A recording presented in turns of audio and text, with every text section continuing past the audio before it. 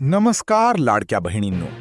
जर तुम्ही लाडकी बहीण योजनासाठी अर्ज केला असेल आणि अजूनही एप्रिल हप्ता मिळाला नसेल तर आजची अपडेट एकदम नवीन मुद्द्यावर आधारित आहे.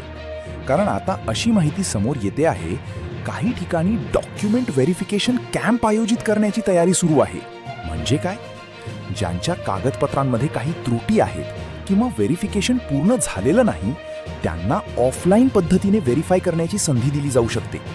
यामुळे अनेक पेंडिंग अर्ज क्लिअर होऊ शकतात आणि याच कारणामुळे एप्रिलचा हप्ता डिले झाल्याची शक्यता आहे. आता मोठा अपडेट.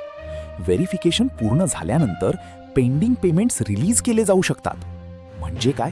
एप्रिलचा हप्ता प्लस मे महिन्याचा हप्ता जवळपासच्या कालावधीत मिळण्याची शक्यता आहे.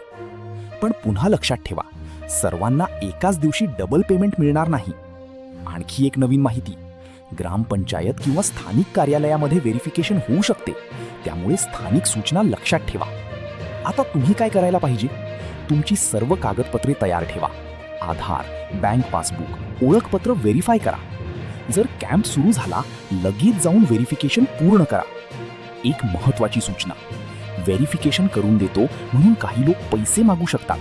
अशा फसवणुकीपासून सावध राहा, कारण सरकारी व्हेरिफिकेशन प्रोसेस मोफत असते.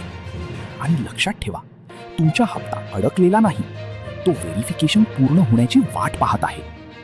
तर मित्रांनो, सतर्क रहा आणि तयारी ठेवा.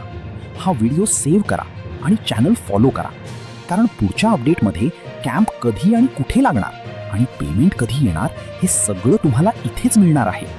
लाडकी बहीण योजनाच्या संबंधित नवीन GR व अपडेट बघण्यासाठी YouTube चॅनल नक्की सबस्क्राईब करा.